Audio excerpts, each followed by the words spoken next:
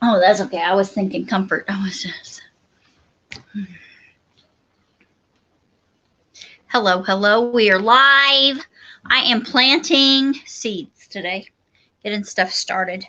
I've got me a big bag of mix down here, starter mix, and I got my trays here beside me, and I got a pile of cups that I'm filling up. And I was making the little seed pots that we make. We make these little seed pots to get starter pots, and I had them go making a bunch of them. I've been making a bunch of them, but I'm not going to use them first. I'm going to use up my little plastic cups that I've been using for a couple of years. So get them used up first. And I forgot to turn my notifications off.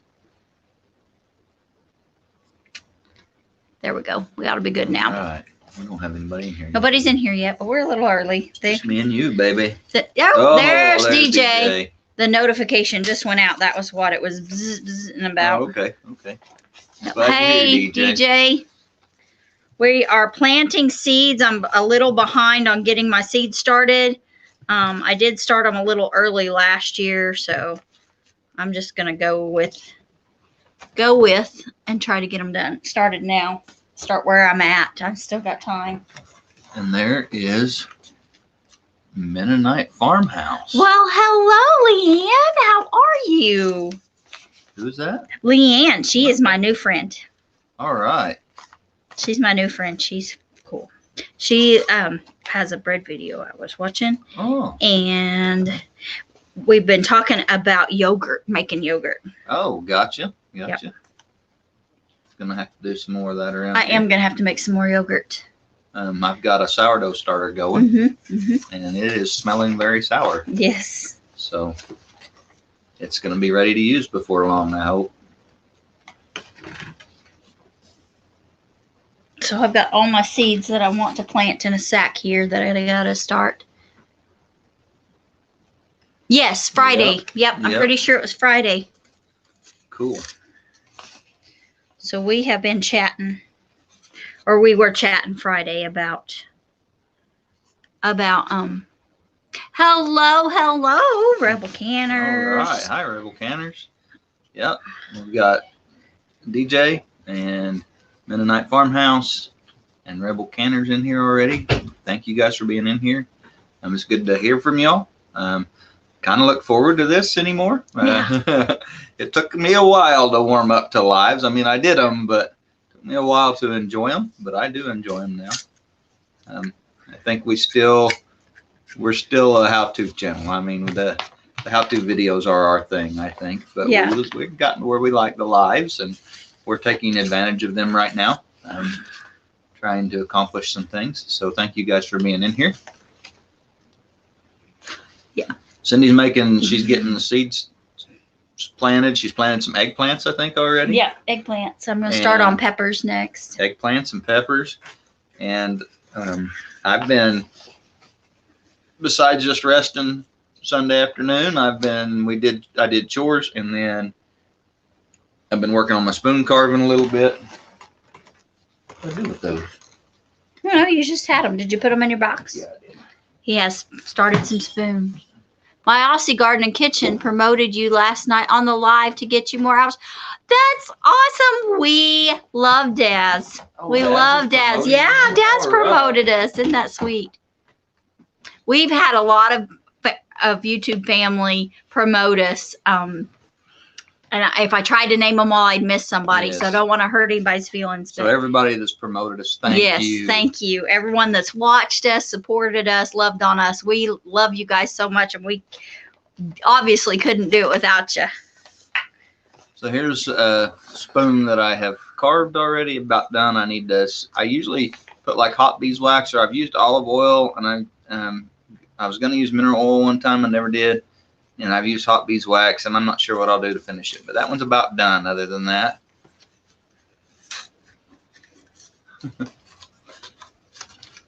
And then here's a blank that I cut out with my jigsaw. And I kind of got started shaping it a little bit. And then this is something I've never carved before, but you can see I've got this blank cut out. But it is a corner spoon. It will be a spoon with a little square corner on it. So we'll see how that goes when I get it carved out. Hopefully our internet connection's doing all right. We struggled the other day when we were on guests for Lala Farms. We were guests on them Wednesday night, and we couldn't get a good enough internet connection. It didn't go well at all because of our internet connection. Hi, Tracy. Hey, Kansas Tracy's Garden in here. Guy. Yeah, and so we struggled really to get that interview done, but we appreciated the Ricks for bringing us on. Oh, good. Thanks. Well, thank you, Rebel Canner. Tammy. That's Tammy. Oh, I forgot. I miss Tammy. I'm so sorry, dear heart. He's a ham. And here's one of the eating spoons that I've carved. And it's not quite finished. I got some sand in to do on that. But I'm kind of liking this really steep angle. This really big curve I've put on my eating spoons. I think that's going to be good.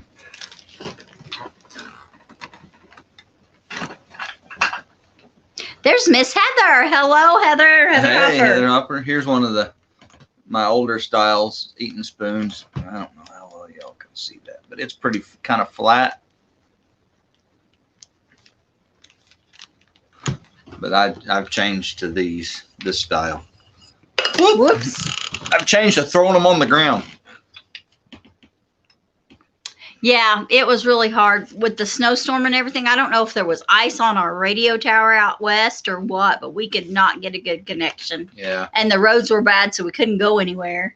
And even the phone connection was not good. Yeah. So it was so they've invited us back for this summer. We haven't set a date yet, but we will be back on their channel this summer. We appreciate everybody's love and support. Yeah. Appreciate you guys. Tracy, you'll be happy. I just put my eggplant seeds in pots. So I started eggplants. I am filling pots, my little starter cups. Filling my starter cups to start my peppers. I know I'm running a little late. I'm about 2 weeks late for what I normally like to start them, but it'll be all right. Last year, I really think I started them a little too early. We really had to limp them through in the greenhouse, but yeah. And it's hard to guess, Tracy, you know this, you don't deal with this as much anymore, but it's hard to guess when the last frost is going to be in Kansas. I mean, it really is. I think I'm about to the point that I'm not going to put them outside till Mother's Day. I love hand carved spoons. I have a couple cherry boards and the carving knife, but haven't yet done any. I want to learn more before I waste the boards that you cut. Yeah. I don't blame you. I don't blame you, Tammy. I would suggest getting you something else, like a piece of fine grained pine or cedar or something, and trying it first. And that way, it's something that's easy to get. And that way, if you mess up, you learn something on it, and then you won't mess up your wood that's a little harder to get a hold of. And the pine is usually a little cheaper than the. Oh yeah, I mean, quite a bit cheaper. Use a scrap of 2x4 or something. So long as the grain is fine. Yeah, you just need it to be fairly fine grain. But yeah.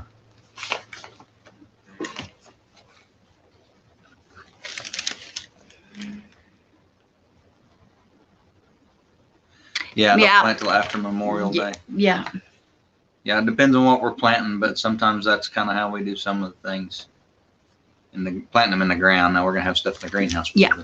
Yeah, we'll have it in the green. Usually go mid-April for last one just to go by. Yeah, yeah, we do too. Yeah. I mean that's a good guess, but you never know.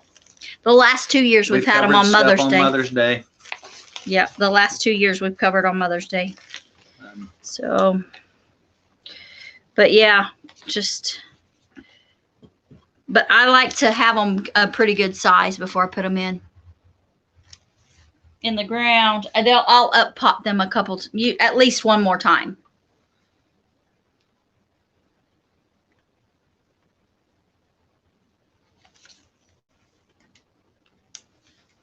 Yes, yes, Tammy. Tammy says cherry was hard to find here, but the kid cut me boards, and when I told him what I needed, he cut several ends for him. Yeah. For Good. her. For her. Good. Yeah. Yeah. Yeah. That's nice of him, Tammy, to do that for you. Right now, I've got a cherry board I've been cutting some out of. It's an actual board. A lot of times it's a chunk of just a log, and I kind of rip it with my chainsaw and rip it with my skill saw and get down to the billets I need to start cutting spoons out of. But right now I've got a cherry board that's got some big old gnarly splits in it that I'm kind of working around. That, and I cannot remember his name. A gentleman that had a sawmill set up at the Bentonville, Arkansas.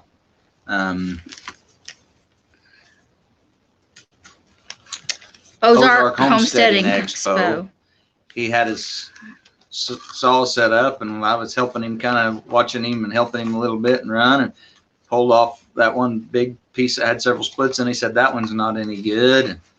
And then he cut some more off that log for a lady that was there that was wanting them. And I said, what are you gonna do with that? He said, probably just firewood. I'm like, I think I can carve a bunch of spoons and stuff out of that. He said, well, take it. And so I did.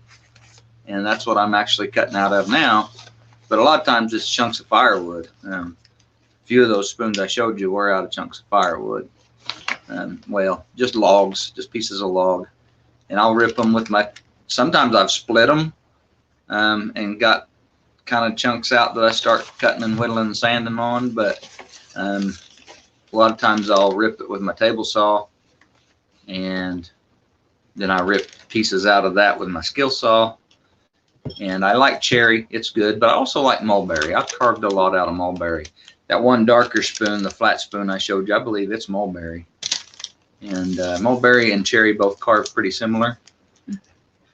And I really like both of those. Tammy says lucky find. Yeah, I see that. Yeah, it was. I'm blessed to have that.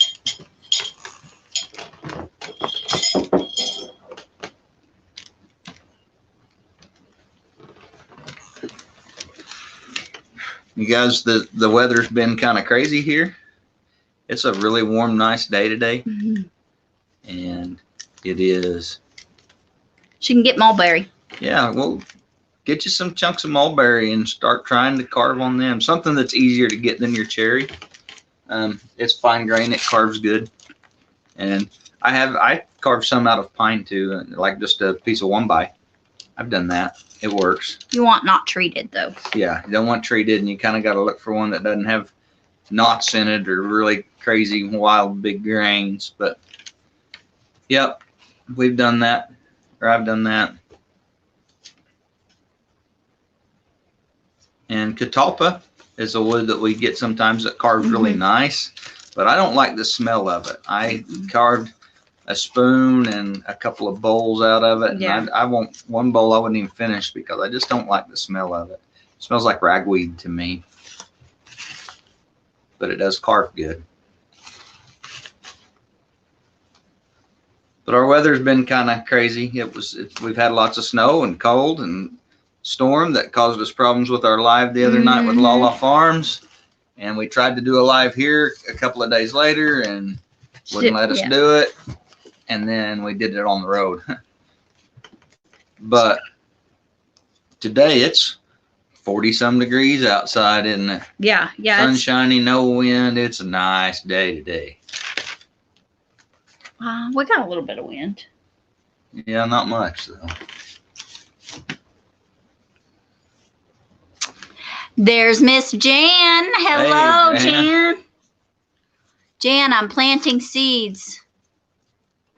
Oh, Leanne's ready for the ice to melt. She's tired of it. Yeah, yeah.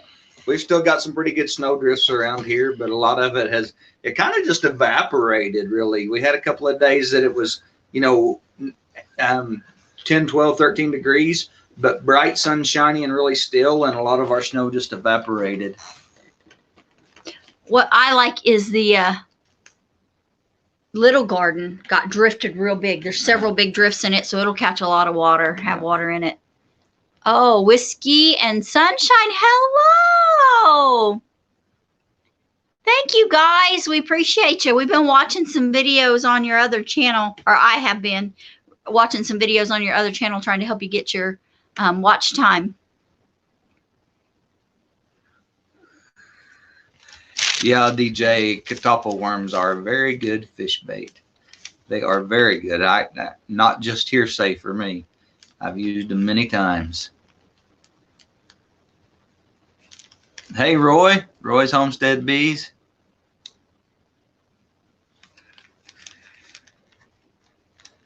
Somebody writing stuff down. Yes. I try to keep track of who comes in. Yeah. Oh, DJ says the worms that live in the catappa trees are good for fish bait. Yes, they are. They sure are. We can confirm that for you, DJ. Oh, there's Mr. Roy. Hello. You're welcome. You're so welcome. All right. Yep.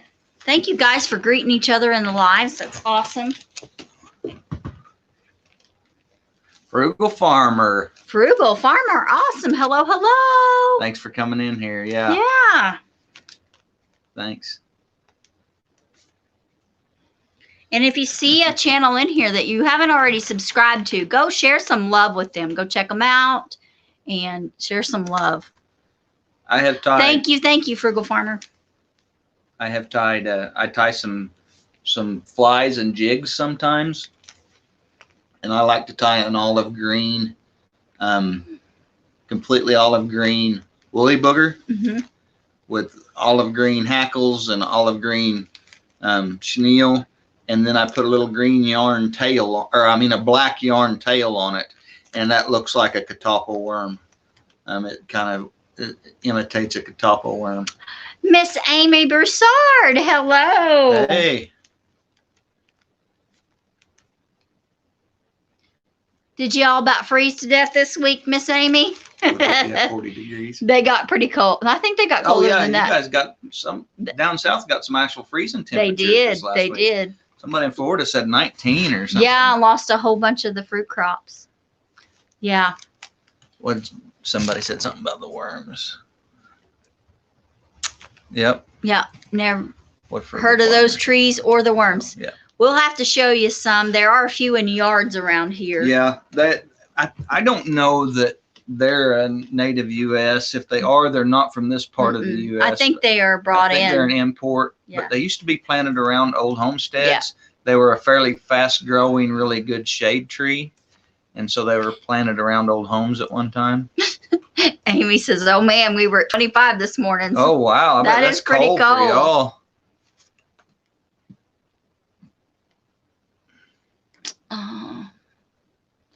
Yeah, yes, DJ, they are all over Texas. There's a lot in Oklahoma. There's a few here in Kansas. Yeah. Ooh. And they are in Missouri, Jan. I know where there's some not terribly far from you. Wow. Leanne says it was warmer in Pennsylvania than it was in Texas on Friday. Isn't that awesome? God's so fun. He loves to tease us, don't he? I made a nice income as a 10-year-old harvesting catappa worms. Yeah. Yeah. I don't know the proper spelling either. When you see it spelt like in books and stuff, it's catalpa. Yeah. Catalpa. But I've heard it said catawba a lot. Yes. And that's a commonly used name. Right. Yes. Our tree guy here. -7 in Maine. Oh. I saw here a while back where there was a place in Texas that it was colder than Anchorage. Yeah. Anchorage had a really warm day, and place in Texas had a really cold day. It was like 32 degrees or something, Yeah. but for some reason Anchorage was like 36 or something that day. It was like Amy says that she's done with winter. Oh gosh. Jan lived in Texas for 45 years.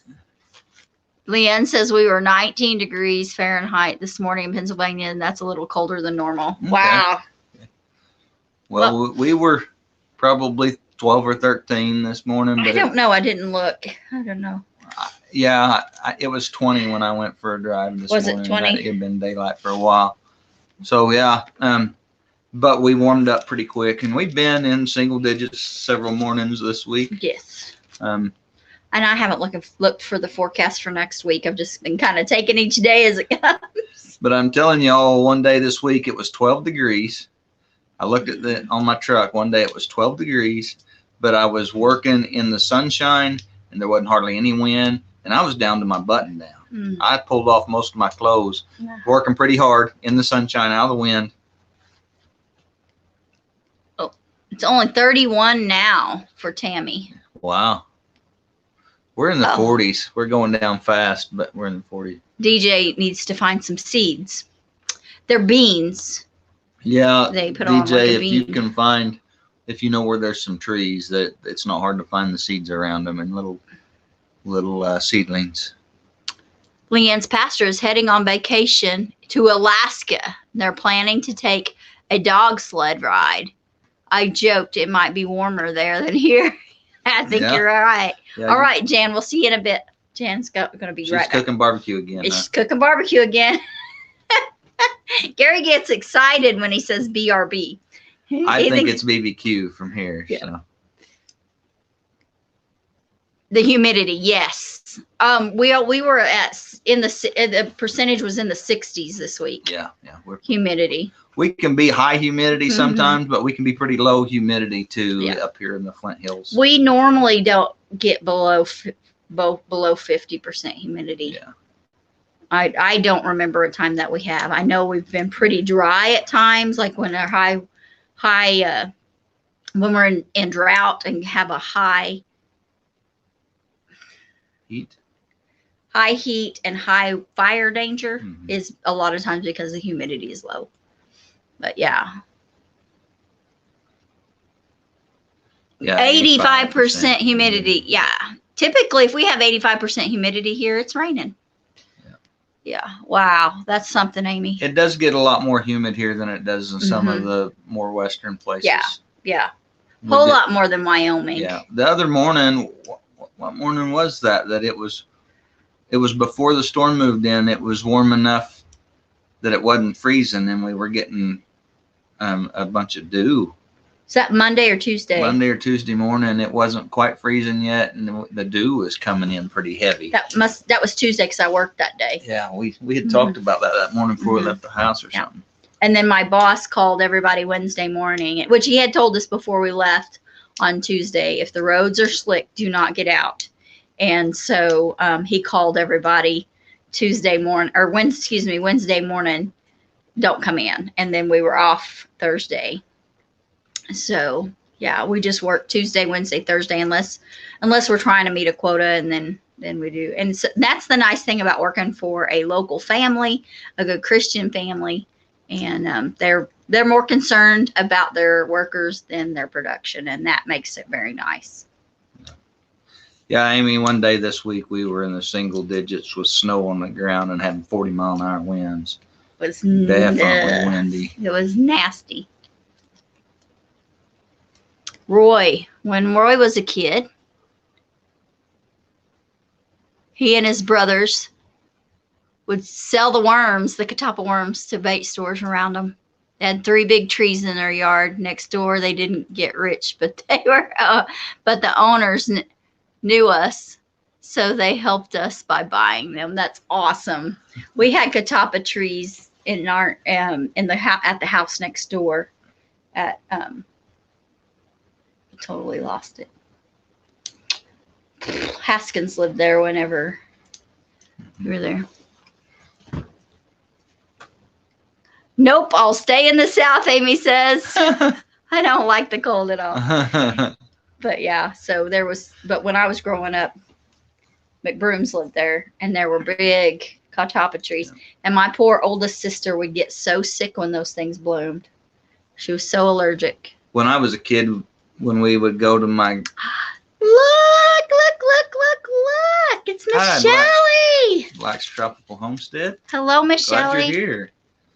When I was a kid, we'd pick a coffee can, like a big 3-pound coffee can, pick that full of those catappa worms off the neighbor's tree, and then we'd go visit our grandparents, which were a couple of hours away in more northeastern Oklahoma, and they lived on a lake, and we'd take those and go run trot lines with them, and we caught a lot of big bluegill and largemouth with them, and caught smallmouth with them too, but we caught a lot of catfish with them.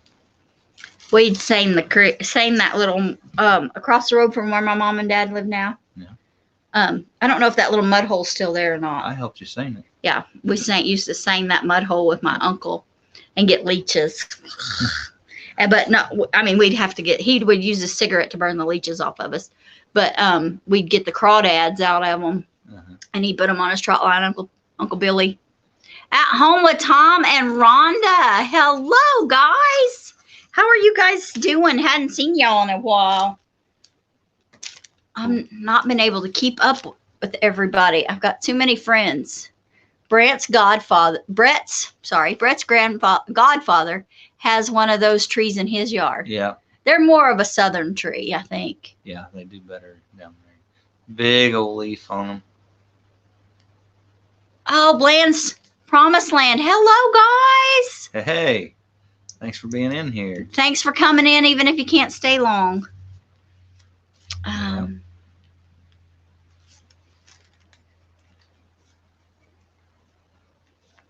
I'm making my notes. I'm putting you on my list. She's checking it twice. She's going to find out if I'm naughty or not. Oh, I can tell you, he's naughty. Guys, I was such a good kid in school. Oh, man. Man, I was such a good kid in school that the teachers wanted me in the front of the classroom right next to their desk.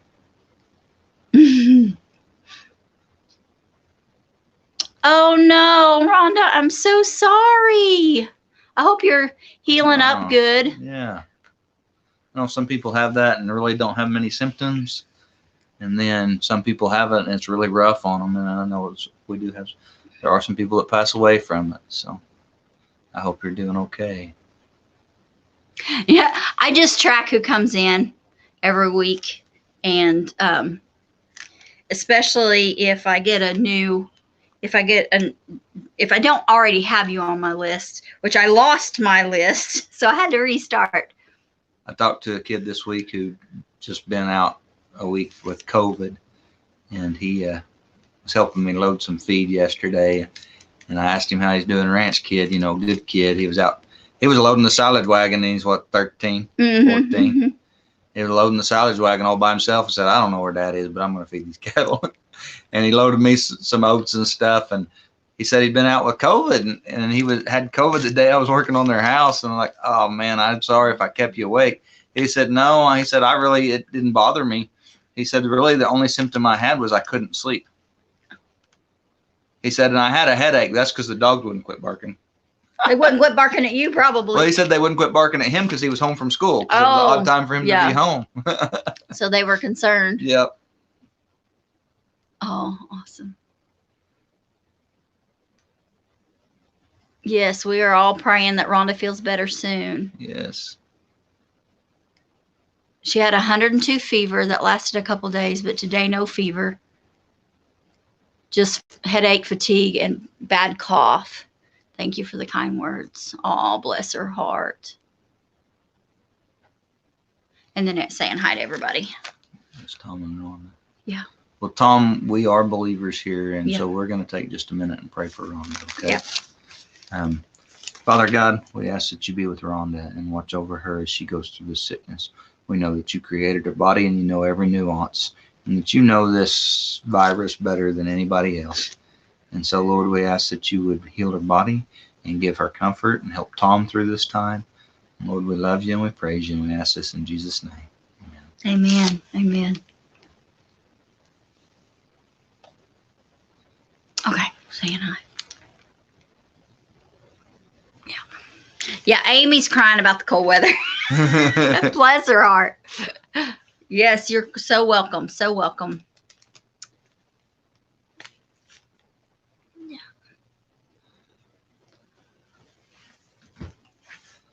Yeah, thank you guys. Thank you guys for bringing in that prayer. Yeah, for agreeing with us in prayer. Thank you. Agreeing in prayer. That's the right word for that. Yeah, agreeing with us in prayer. You are saying, so be it. So be it. Yep. So, appreciate that. Yeah.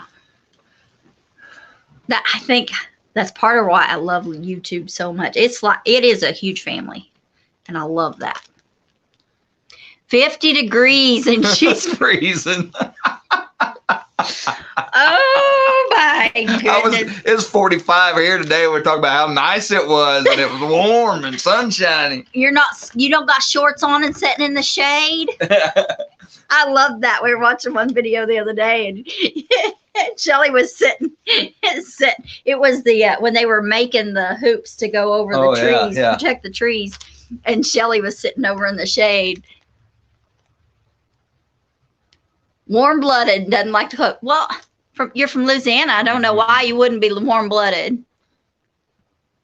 I can tell you. Thank you, Miss Leanne. We do our best. We do our best to pray. Amy, I understand how you feel. I feel the same way when I get down there in the summer and it's hotter than who done it. Like, I'm going back north. Because of the humidity. Holy cow. I grew up, when I was growing up, Amy, my grandparents grew up, my grandparents grew up, excuse me. My grandparents lived in southeast Texas in the Piney Woods and on a big lake. And so we'd go down from Oklahoma, and you'd start out in the car and you'd get down to Paris or so, and we'd stop for lunch, and it was like we hit a brick wall. Hiding from the work. Yeah, I used to know a guy like that. He wasn't afraid of work at all, hard work at all. He could lay down right next to it and go to sleep. Thank you, Tom and Rhonda. Tom, yeah. Tom says, yes, we love it too. You guys are awesome. Thank you. Tiny Tim Posey is here. Yeah. I don't blame you at all, Shelly. I'd hide from the work too. Yes, that's right. That is so right, sister. The family that prays together stays together. Yep. Yeah, we kind of enjoy all the differences and like weather and things that are going on with different people, and there's so many different people that do things differently and stuff, and that's kind of cool. Oh, DJ's from the Piney Woods. Living near Livingston. You did. Well, my grandparents they had a house on Lake Livingston in the Crescent Shores edition. It was like a retirement. I don't know. I don't know that it technically was a retirement, but it had an HOA and all kinds of stuff. And they even had to get permission for us to stay there. In the summer, we kind of melt. Yeah. Kind of melt. Yeah. Can't handle the cold. My toes are freezing. Ew. Well, I'm going to tell you, Amy, the coldest I have ever fed cattle in my life, 47 degrees below zero. I was in the house keeping the fire going. It's when we lived in Wyoming. When we lived in Wyoming, the first winter I fed on a ranch. And, whew, it was cold, and 75% visibility. I mean, 75 feet visibility is bad. And I asked the rancher, the guy that owned the place, I was helping him. I said, what if it gets worse? He said, it gets worse than this. The cattle are on their own. And guess what? The next day, the cattle were on their own. So I am starting my pepper. Uh-oh, missed somebody?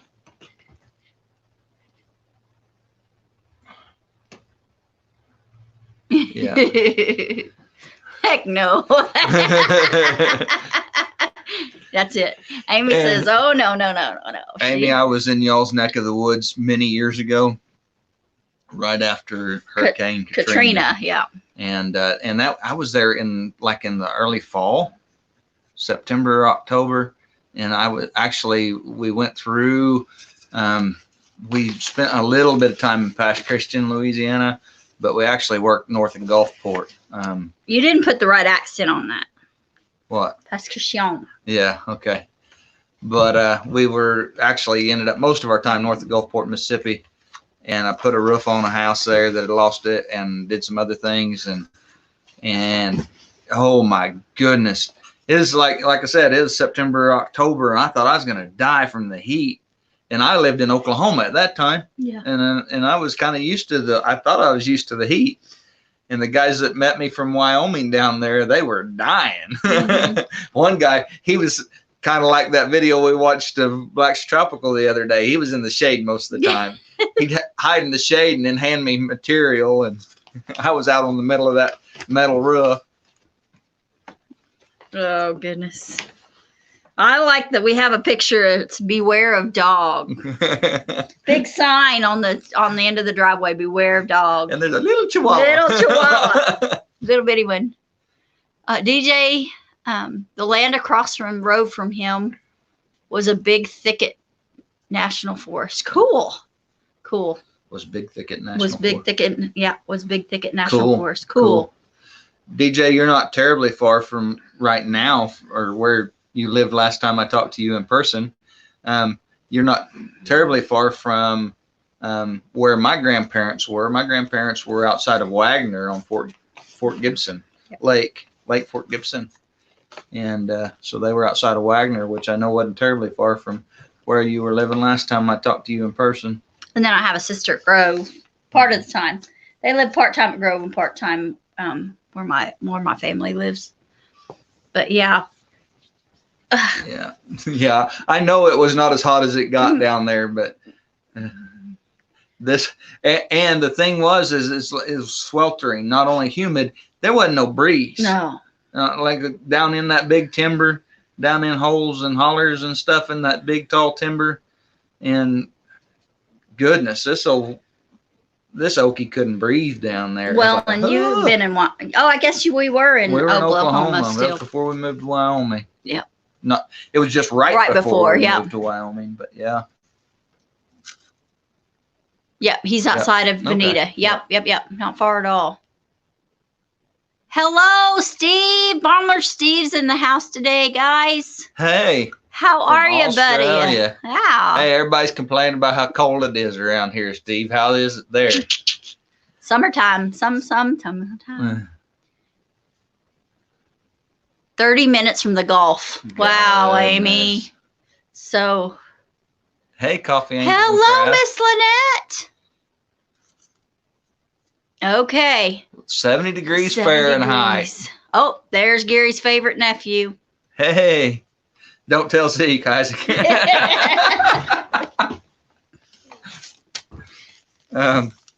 Yeah. Hey, Isaac, it's good to see you here. How did your bear thing turn out? Did you have to deal with that situation, or did he go away, or? You don't have to tell me more than you want to. Messaging. I'll read it to him later on Facebook or Messenger. Yeah. And Steve, Bomber Steve. I got him. We've got 11 people in here. That's awesome. Goodness. Thank you, guys. Thanks, everybody, giving us a little bit of your Sunday afternoon.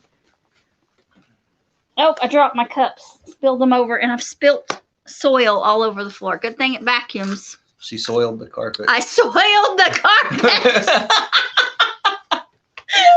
Oh, I was talking to my friend yesterday, and she was keeping her grandchildren.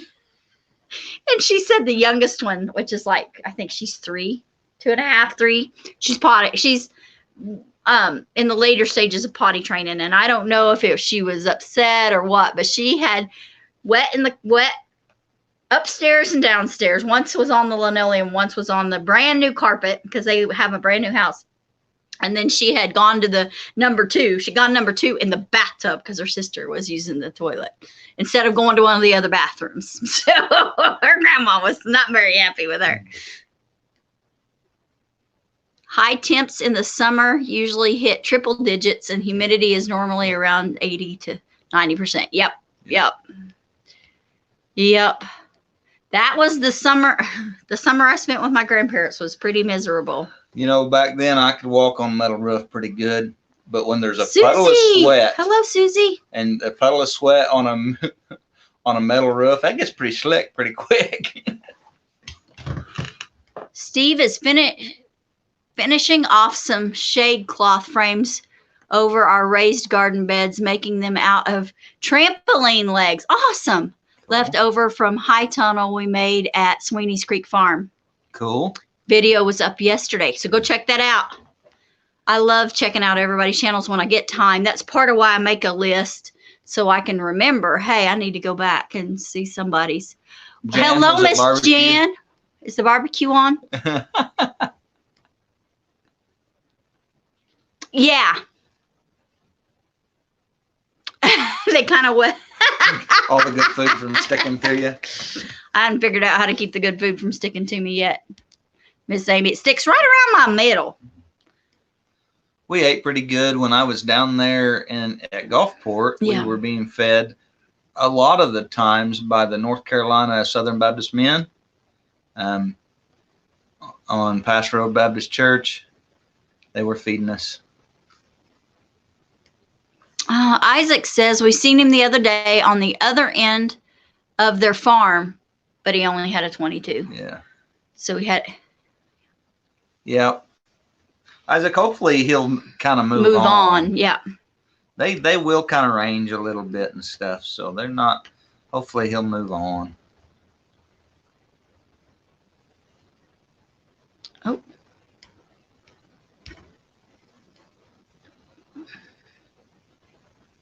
We are not going to make it to the Shoot Dang Fest this year. We're just not going to make it this year. We may, I don't know, we'll see what Robertsons have going. And if they're going to do something like at their house around that, sometimes they'll have a gathering. We may try to go down for one of those gatherings. But we're not going to make it for that or the Prior meetup. Prior's doing somebody's having a actual homesteading expo kind of thing go on. Yeah, we're not gonna make it to that. Not gonna make it to that. Yeah. Miss Leanne wants to know what's for supper, Jan. So Jan, Isaac is one of our nephews. Yes. Thanks for saying hi. Yeah, thank you. And it will melt right off. I don't know if my low blood pressure can handle that. I'm supposed to avoid. Amy, I would love to come spend a little time foraging and fishing and stuff in the deep south. That actually sounds like a lot of fun to me. It does. Don't know if I'd pick summertime, but oh me. I'm supposed to avoid exercise and extreme heat. We'll see. We'll see how that goes. I wish I didn't cook so well some days. Like when I get on the scale. The doctors. I've been having to go to the doctors. Well, I did have to. And I don't go very often. They only keep you as a patient for 2 years. And if you don't show up in 2 years, you have to start over. And it'd been like 5. So I had to start over. And 4 or 5, 4, I think. And so I had to start over. So they weighed me and I'm like, oh my gosh. And then the doctors, I saw the nurse practitioner and she's like, you don't have any of the, and she was trying not to say heavy people's diseases. She's like, you don't have any of the problems that I would expect you to have. She finally got it out. And she was like, you have abnormally low blood pressure. You have low blood sugar. She says your what is those cholesterol levels were both too low. I told her, I said, I eat lots of meat, lots of red meat, lots of fat, cook with lots of fat. Lots of vegetables. We eat good and we eat the junk too. That's the problem. Jan said that she made sirloin and fried taters. Oh, Jan. Isaac. Miss Jan she's quite a ways from you. Yeah.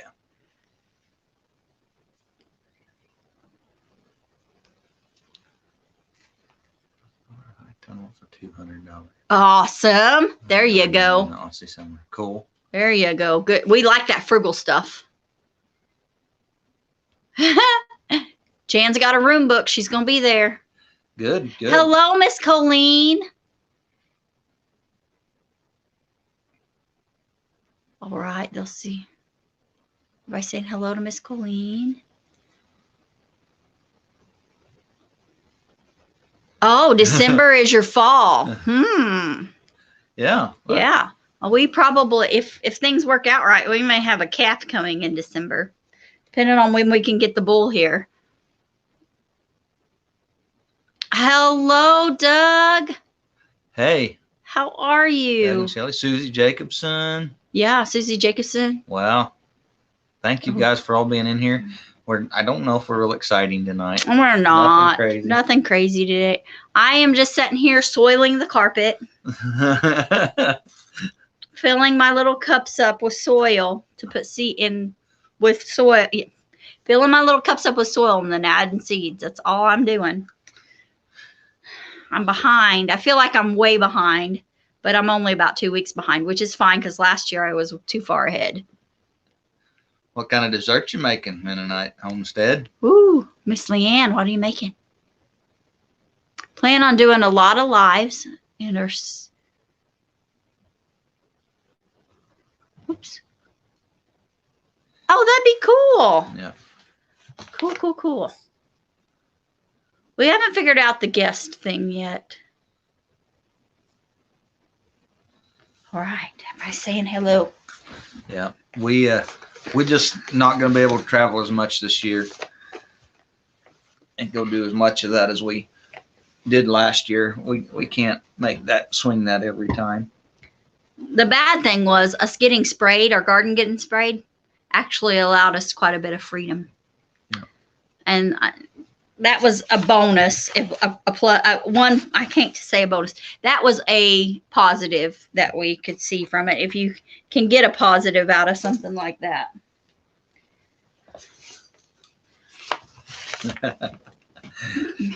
Yeah. The last time when we were at the last prior meetup, I would just see random cameras on tripods going live and nobody around them.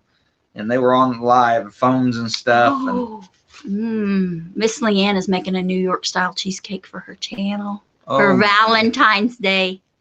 She's taken her 10 years to get the recipe right. Wow. Cool. Bless your heart. Oh my goodness, Leanne. Oh man. Leanne, I had a loaf of fairly stale sourdough bread that came from a friend. And so this morning I sliced it and I put some eggs and milk and a little vanilla, a little cinnamon, and made French toast out of that.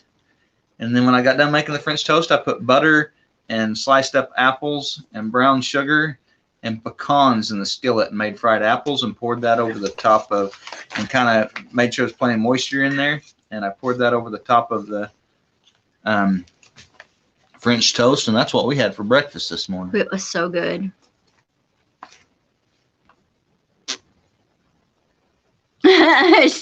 Jan's on her way, Leanne. It's a little bit of a jog to Pennsylvania, Jan.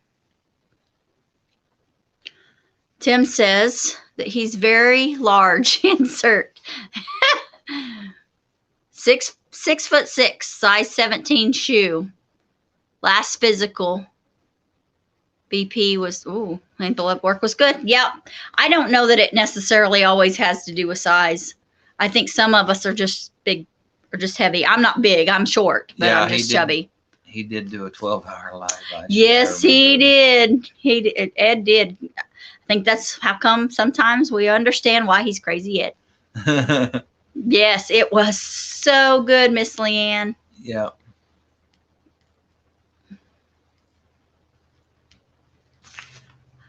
I would have made blueberry bread pudding if I had that sourdough. Oh, that would mercy. be good. Yes. Be good. Sometimes I make French toast out of pumpkin bread or banana bread. Ooh, that's pretty good too. But blueberry bread pudding, that sounds really good.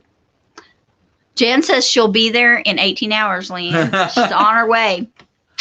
And Doug says, I'm in great shape. Round is a shape. Yes, it is very much a shape. Yeah. Very much a shape. You know, Doug, I'm a little round myself, but sometimes it's more like a square peg fitting in a round hole. Oh my goodness. Stale cinnamon rolls, yeah. Yeah. That's a good idea, making French toast out of stale cinnamon rolls. That's so good. I have cinnamon rolls in the freezer from work. You thaw them out. Tell you what I saw done one time that looked really good. Is they took the cinnamon roll rolled it out. Instead of putting it in the oven, they put it in the waffle maker. That hadn't been cooked yet, and they put it in the waffle maker and cooked it that way, and that looked really good.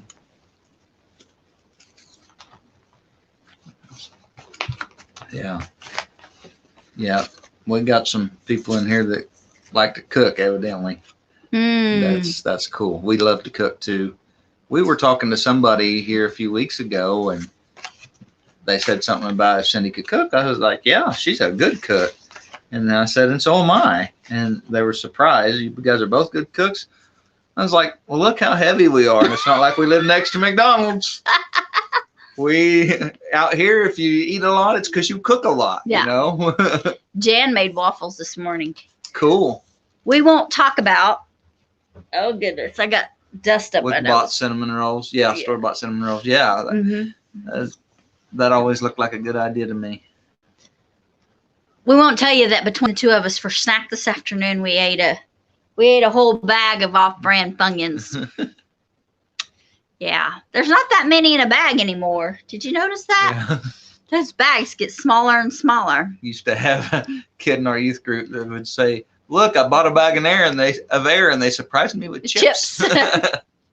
Leanne's done that with the store-boughts. Yes, we love to eat too.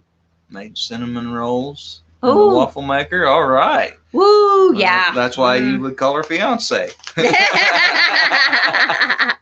That's the girl to marry right there. Yep. Cooking's important, isn't it, Isaac? Yep. Well, Isaac's been around our family. He knows that the guys cook too. Yep. Everybody cooks. Yep. Everybody cooks. Everybody cooks. Becca tries, our middle one. She tries to pretend she can't cook, but she can. There's certain things that she can follow Cindy's recipe, and it's even though Cindy does a great job, Becca's is better. Yes, and it is. Yeah. The biscuits have been that used to be that way when she was at home. She'd make your biscuit recipe, and they turn out better than yours every time. Yeah, we understand that, Leanne. Yeah, we totally get that. We are so there is a restaurant. So breakfast or lunch, if it's a weekday or Saturday. For breakfast, we could go down 6 miles, a little over 6 miles, 6.5 miles to the drugstore. And I think that's been on our videos before, like when I was moving hay or something. Yeah. And then we do have a Casey's, and they make pizza, and they'll have stuff in the hot bar. Or the hot box, you know, and then there is a new restaurant in our town nearest to us that's just like 5 miles from us. We've been there once. Yeah. And it was good. It was good. It was hamburgers and onion rings. It was good, but it was, you know, we would just like to cook at home. Yeah. And so every once in a while we'll go eat out, and we do. And if we go eat out, we go to the town that's a little ways north of us. About 30 minutes. Which is a largely Hispanic area. Yep. And we eat some really good Mexican food. Yes, we do. We eat good Mexican food. Now, yesterday I had farmer's market, and I didn't eat breakfast before I went. So I had to eat lunch, and because I had shopping to do, I figured since I was in the big town, I might as well do. And so I did go get a Subway sandwich. And that's when I'd gone to Aldi and done some of my shopping. I had bought that bag of chips, and I thought I could buy a sandwich at Aldi, and I couldn't. Whether they just didn't have them or what. Tastes better because of the extra love. Yes, Heather, that is correct. Oh, yeah. Amy's got to go. She's got to go get cooking before Amy leaves not now. But yeah, you have to get back to cooking before Abby leaves for college. You've gotten spoiled because she cooks often, and it's so good. When Becca and Luke were home, they would cook for us, especially if a family wasn't, or if we needed to be gone or something. We would let them know, hey, if we're not home by a certain time, start supper. And all of our kids, they're not going to sit around and go hungry and wait on us. They're going to fix themselves something. They can cook. They can all cook enough to do that. And our daughter that's home right now, she cooks once a week or whatever. Right. Yeah, about once a week. Cooks for all of us. And she'll cook for herself anytime she needs to.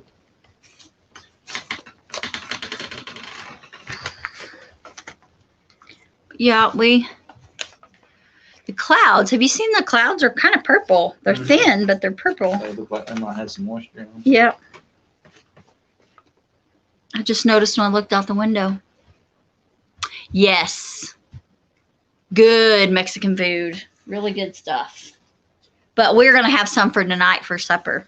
We're going to have fajitas for supper. I put a chicken in the pressure canner yesterday and cooked it in my electric pressure canner. I don't have an Instapot, but I can cook in my electric canner. And so I put one in yesterday, and we had chicken spaghetti last night for supper, and then had chicken spaghetti for lunch because it made a big old pot. And then I kept the breast back so we could have chicken fajitas one day this week. So we're going to do that tonight. I have some peppers and onions that are store-bought, and I didn't make my tortillas. I've been lazy. I've been lazy for a while. We've done a lot more store-bought this winter Yes. than we have done in a long time. And you guys have we've been putting out some cooking videos here lately, and you might notice that there's a lot more store-bought. Jan, there's a Mexican restaurant we like. It's a little ways from you, but at Nevada, Missouri, it's called I Don't Care. It's pretty good. I like it.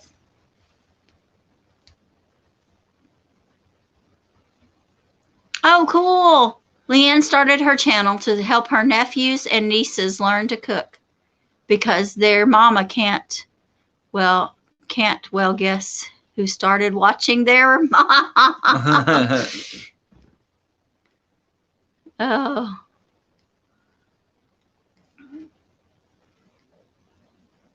Oh, Joe. Hello, Joe. Hey. Hello, hello.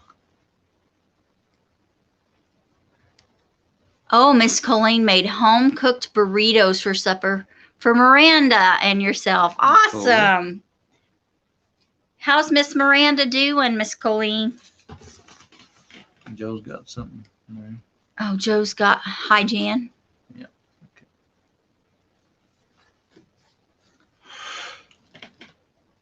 Oh, excuse me. There's a place in Springfield that's awesome, and it's closer. Yeah, I'm sure. Yep. Yeah. I live close. I'll tell you the truth. At fast food, one of my absolute favorite fast food restaurants is Fazoli's, and there's one in Springfield. So if we're ever around Springfield, guess where I eat?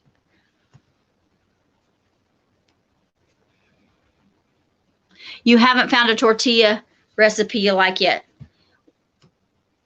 I will tell you a trick. The recipe that I found that I use, I add extra water, and that tends to make a better tortilla. And I may have to make some. Oh, good. Jan's feeling better. Good, good, good. Bored. I'm so sorry. Miss Miranda's bored. Yeah, there's not a whole lot to do some days, huh? That reminds me of a really corny joke. Oh, everything reminds you of a corny joke. What'd one 2x4 say to the other? I'm bored. I'm almost out of cups, and I'll have to start using my little. I'll have to start using these. I made a whole bunch of these up. But right now, I'm filling these up. Soiling the carpet.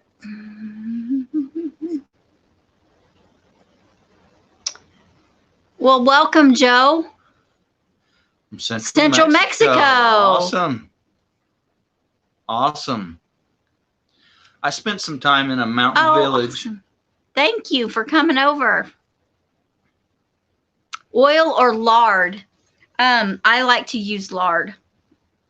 I just put a little bit less lard than I do wood that it calls for oil. Of course we use lard. Because we raise our own pigs, and so we use lard.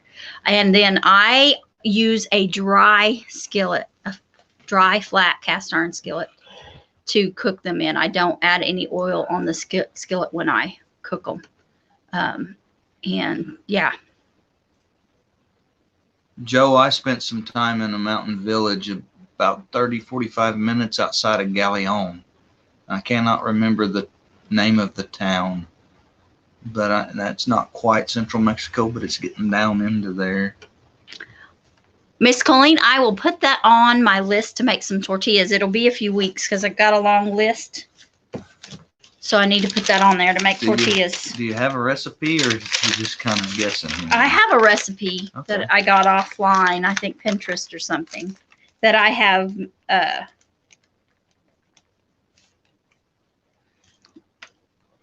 I've altered.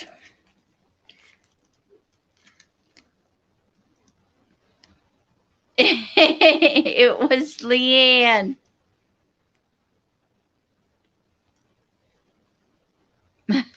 Ancient Chinese curse. May you live in interesting times. Well, we definitely live in interesting times, Doug. I didn't get Joe's. Oh, there it is. Joe's name. Joe Serrano. Like the pepper. Mm-hmm. We love different cultural foods and stuff, and we kind of get into some of that. Mexican food is definitely big on our list. We have lived in lots of places where we've had a lot of Hispanic friends, so Mexican food is big for us. We also live close to a very largely Hispanic populated town, city, and so there is good Mexican food all over in that town, including the trucks and the trunks of cars. And, yes, there's a lady that delivers certain places through the week in her car, in her trunk of her car. Joe says tortilla shell recipe. That sounds interesting. Oh, me. Is it tortilla, Joe, or tortilla? Oh, goodness. Mountain Maple. Hello. No problem. No problem.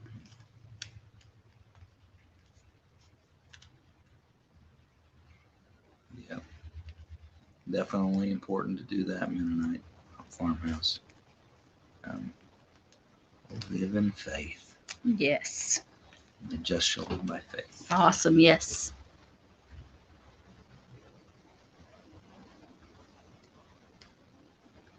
No problem being late. We're glad you're here. Yes, live in faith.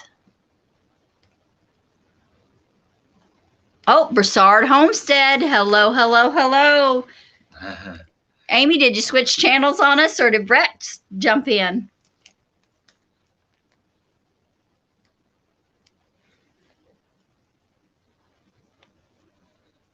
And yes, Gary turned 70 a week ago. What? John, I told John that you had turned our age, because I think John and I are very close to the same age. And I'm not positive, but I think John and I, if I remember correctly, are close to the same age.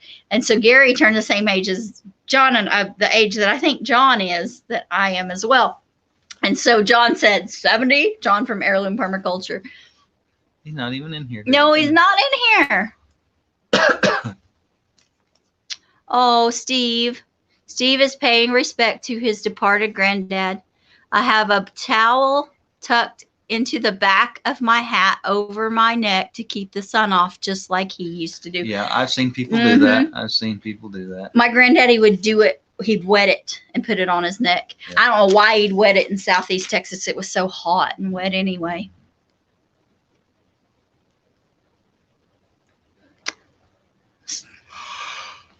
Oh, Gary's sleepy. First is good. Second sounds like yeah. Yeah. Well, it cracks me up when I hear people call it that, and and I don't have any Hispanic ancestry at all, but it just cracks me up when I hear people say that. You were here first, yes. Yeah, Brett. She beat Brett in here.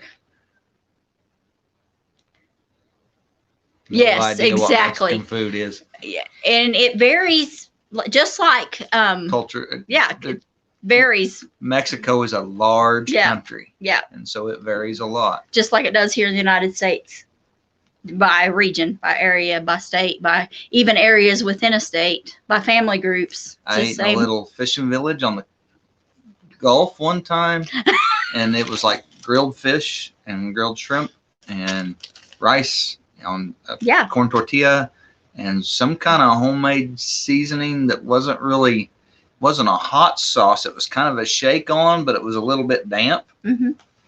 I don't know what it was, but it was amazing. And I've also been in Matamoros. We got a hamburger. It had a slice of ham on top of the patty. Oh, that's cool. At Matamoros one time. Jan says 70. You thought you were 75.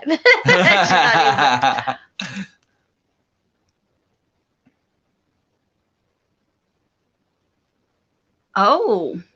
I might have to watch that. Yeah, we're going to have to go in Abandoned Gold Mine yesterday. On Guardians Live. Mm-hmm. Oh, Guardians Live. Cool. Yeah.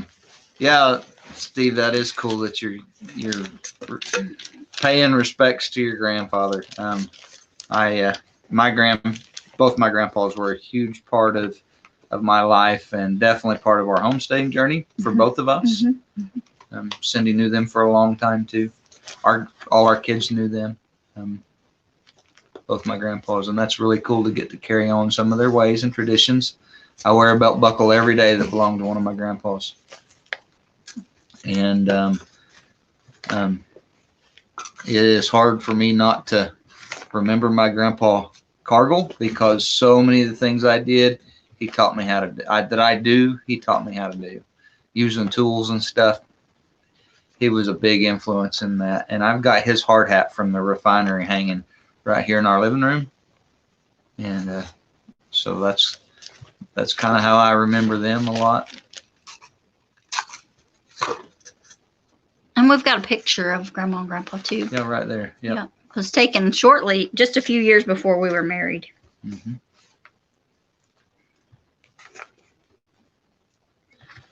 I'm sorry to hear that, Jan. I actually got to know one of my great-grandfathers. Oh, I just had one, Jan. Right.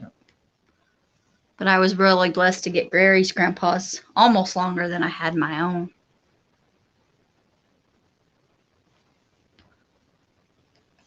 Oh, yeah. Mama.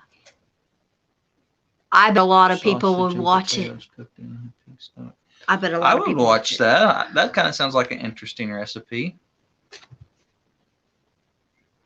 You know, when you say that, it's sausage and potatoes cooked in a pig's stomach. I'm immediately thinking of haggis. Yeah. And I know haggis is Scottish and it's lamb. Yes. And it's oatmeal instead of potatoes, but it's lamb and oatmeal cooked in the stomach, seasoned like a sausage. And so yeah, that's kind of cool. I think I would like to watch that.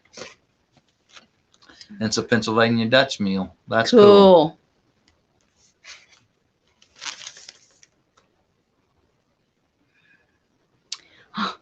His grandpa was tough, but they loved him. Do some Goldfield site videos for our Sweeney's Creek. Yeah, I bet there is lots of interest in that. Tim says he'll watch it, Miss Leanne. One of your favorite meals growing up. I bet it is good. Cool. Bet it's real good. We used to eat a lot of just sausage and potatoes. Mm-hmm. Cindy and I, when we were first married, we'd take some sausage and get it browned in the skillet and put fried potatoes and onions and sausage. Mm-hmm. And we ate that a lot. Yeah, ate it a whole lot. That was one of the few things I was good at cooking when we got married. We ate it a lot when I was on bed rest with Hannah. Yeah. So yeah. Yeah, and I fried potatoes. I just good at cooking fried potatoes, and I'd put any kind of meat in there if I could. And I've done everything from deer steak to chicken to squirrel. And we've done that with cabbage as well instead of potatoes. Just fried it up with all kinds of different things. Bacon, sausage, anything like that. So I bet that would be amazing. I bet it would be. Oh, cool. Jan's mother was from Pennsylvania. Cool. You know, guys, the world really is a lot smaller than we think it is. So we're talking to people from Mexico, people from Florida, people from Louisiana, people from Australia, people from Pennsylvania, Maine. Maine. Do we have any of our Canadian friends in here today? Mountain Maple Ranch, where are they? Do you remember? They're asking, Mountain Maple's asking if anybody's off grid as well. We are not off grid. No. We have a power line here, and we have a water meter here. Yeah. Steve says sausage, mashed potatoes, and brown Supposed to be gravy. Gravy with caramelized onion. Oh my goodness, that sounds amazing. Yes. Anything with gravy. Are you sure you're not from the South, Steve? That sounds like a Southern dish. But that's also a Midwestern dish too. Yeah. It is. So. Yeah, brown gravy. Yep. Bloody spell check. I've never called it that, but I think I'm going to start calling it that from now. Bloody spell check. You're in Idaho. Okay. Cool. Yeah. Cool. I knew you were north, yeah, Heather's but I couldn't in Canada. Heather's in Canada. Yeah, Heather. I don't know why that slipped my mind, Heather. Mine too. So it's just amazing to me how we've got people from all over in here talking. And the one thing we're all talking about, food. Food is so centralizing. When we start to be in places where we're uncomfortable and things are divided, I think food brings us together. Yeah. Leanne says that one of her sets of grandparents were married for 79 years. She's been told that they ground hog brains during the Great Depression. Yes, that is a common thing to eat, brains. Yeah, brains and eggs is a pretty big Okie and Arkansas dish. Yeah, I think Depression era. And for anybody, for Depression era, that was rural, that lived a rural life. They tried to eat everything but the squeal, on the hog. So yeah, that is, brains and eggs was a common meal with some of our families. Origins of gravy, Steve. Oh, I love it. English, Norman cooking. Your American colonists would have brought it with our country and ours to our. We didn't. Well, Gary's family were not voluntarily colonists. I think they voluntarily came here. Did they? Just didn't voluntarily leave home. No, they had. They were kicked out of Scotland for their. They were moved to Ireland. And then they came to the States in the 1700s.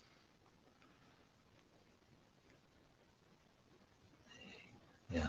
Yes, they ate. That's okay. Dumb autocorrect.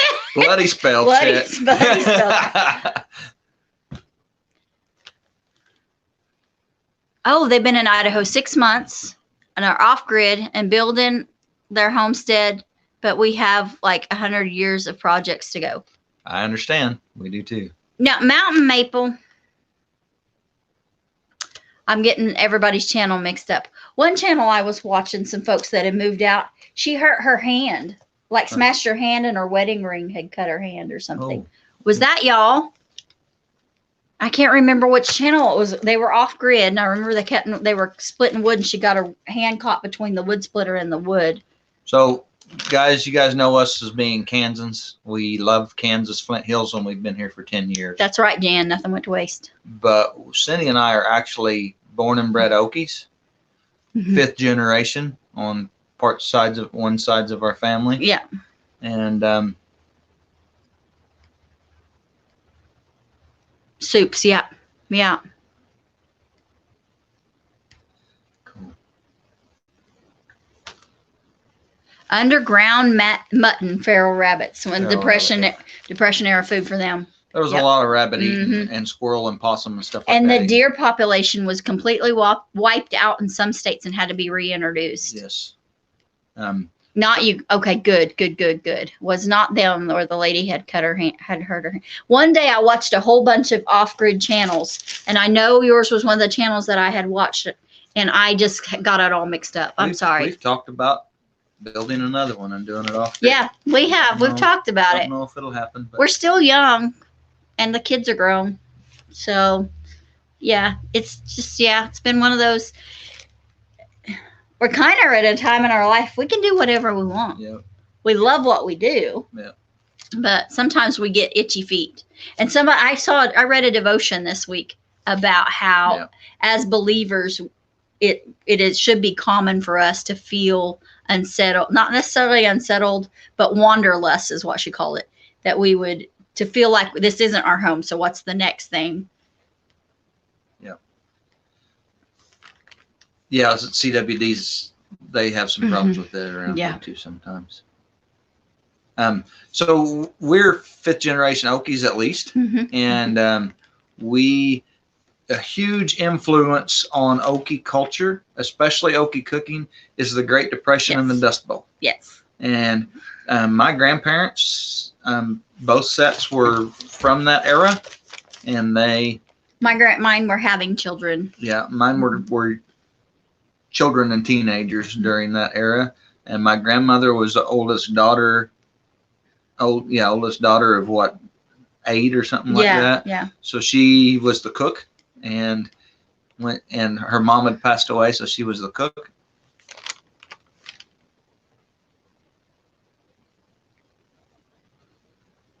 Oh, see some amazing, rabbit plague from the 20s and 30s. Yeah.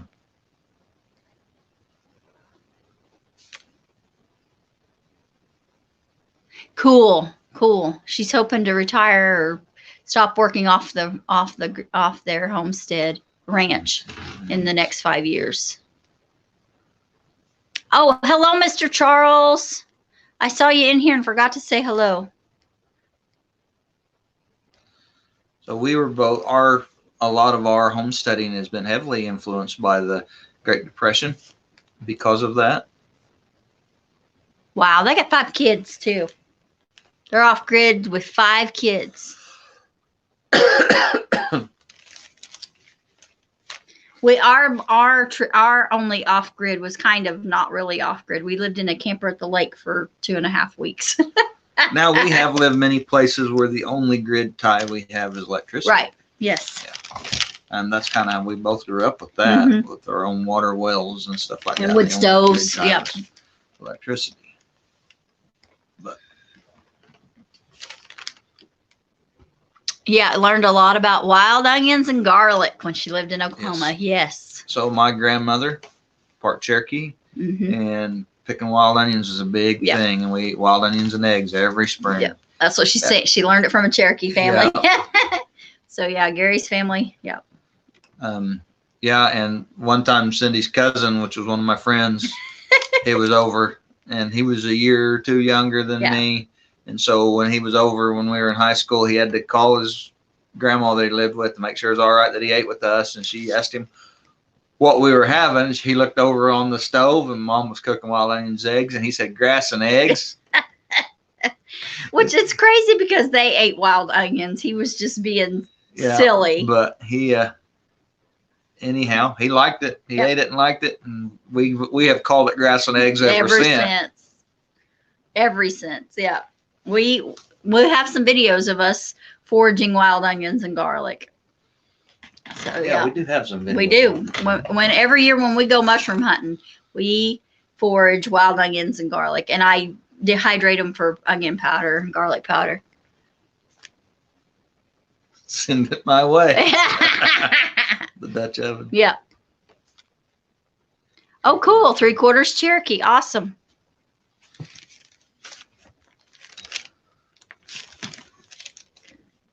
Yeah, I love foraging. That's kind of something I really want to learn more of one of these days, but we've always done some foraging.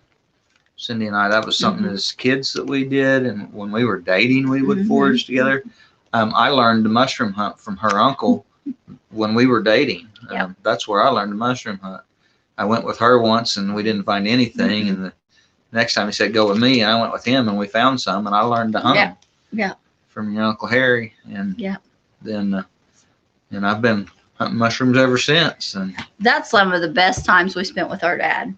Our dad loved to take us mushroom hunting in the spring if he'd get home early from work. We would go mushroom hunting.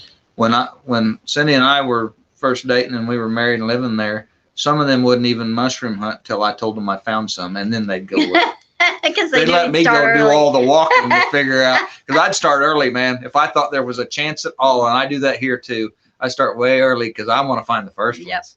I like the black morels, and they come out first, and so and they always let me do all the walking, and then they'd go hit the honey holes whenever I told them there was some out.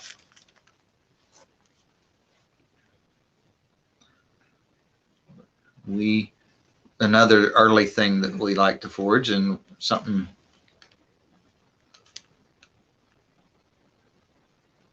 All right. Thank you, Jan, for Yeah. coming in. Love you. Love you. See you later, See Jan. you later. Thank you. We also forage dandelions. That's kind of Yep. a big thing that we kind of do some of. Sometimes we get more into it than other times. Yep. But and use the roots for coffee and use the greens for things. And we've used the flowers. Cindy made dandelion jelly this last year. Yes, I did. And it turned out really, really good. Everybody liked it. So I'll have to make some more this year.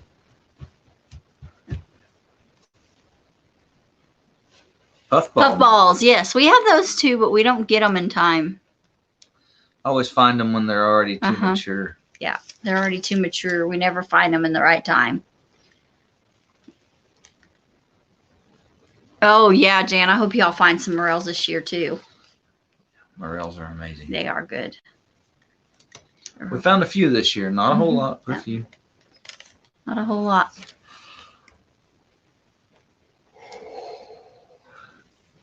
Oh my goodness. Tiny Tim's Dutch oven weighs 140 pounds empty. Bought it through a company in Idaho called A Happy Camper. Leanne says her grandma had a recipe for dandelion wine. Yeah. I have heard many people talk about that. Yeah. Cindy made jelly. I've made a lot of tea out of the blooms. Yeah. You just make a tea out of the blooms. So you'll take and cut the green end off and just use the yellow petals, and you steep it in hot water like you would tea, and then you drain it off and use that juice and add sugar and pectin and make it, and a little bit, I think a little bit of vanilla. Is it? No, just sugar and pectin maybe. I don't remember. And it ends up tasting like honey. Did it not take like lemon juice or something? Yes, lemon juice. It did take lemon juice. That was the thing. So it was. Yeah. Mennonite Farmhouse. I've eaten a lot of cooked bacon greens or dandelion greens with bacon in them. What is your hot bacon dressing? I'm assuming that's including grease somehow. Well, tell me how that works.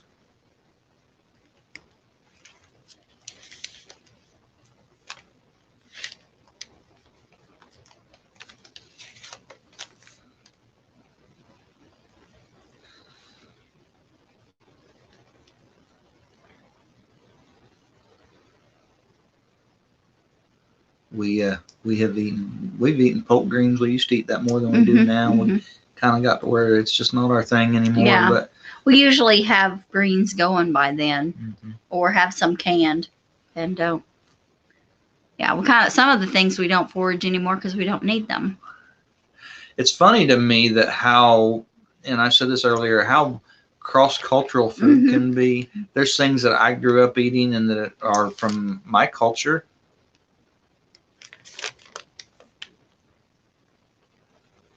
Yes, the amazing edible dandelion. Greens can be eaten raw or cooked. The Yes, greens have to be before they even get a bud on them, or they're bitter. They can be pretty bitter. Mm-hmm. Definitely anything you're going to eat raw before they ever get that flower head bud started on them. Yeah, and Gary makes dandelion coffee all the time. Yes, tea. Absolutely. Yeah.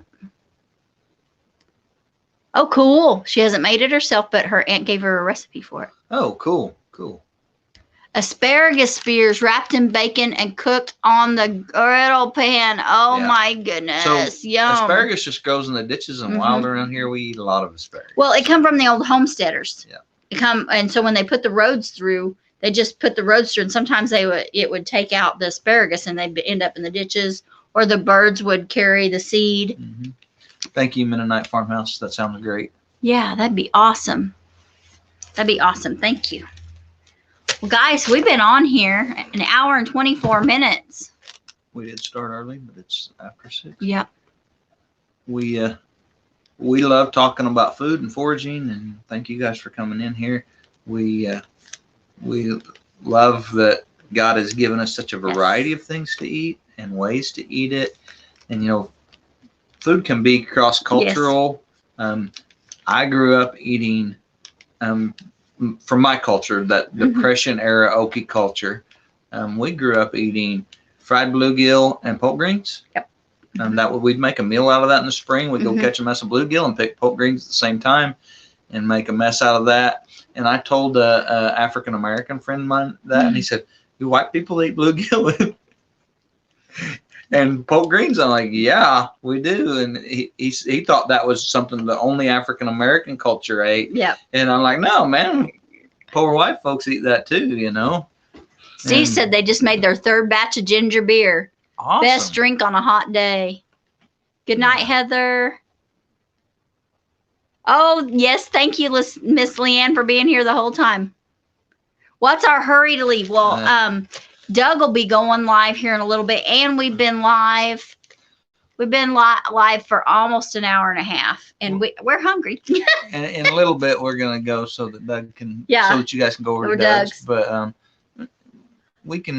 he can go without us for a few minutes, for a little bit. Yeah. Another food thing that I see a lot is I have Hispanic friends that are surprised at the things that we eat. Mhm. That's almost the same dish, but just seasoned a little differently, Mhm. you know. Mhm. And it cracks some of them up that is so similar, but it's food. I mean, we all Mhm. have to feed ourselves. I listened to John Jackson talk Yes. about that at Baker Creek a few years ago, and John Jackson is his mother actually came from Africa, and he is an army vet, and so he talked about how unifying food is. He had seen it in the Middle East, and he had seen it Mhm. with his mother from Africa. Mhm. And he actually is there selling okra seed. Baker Creek selling it, but also Comfort Farms is John's farm. They're selling okra seed from okra that came from the place in Africa that his mom came from. Yeah. And it's not grown for the pod, it's grown for the green. Yeah. Okra greens, which I'd never heard of before. But Joe's live right now. Okay.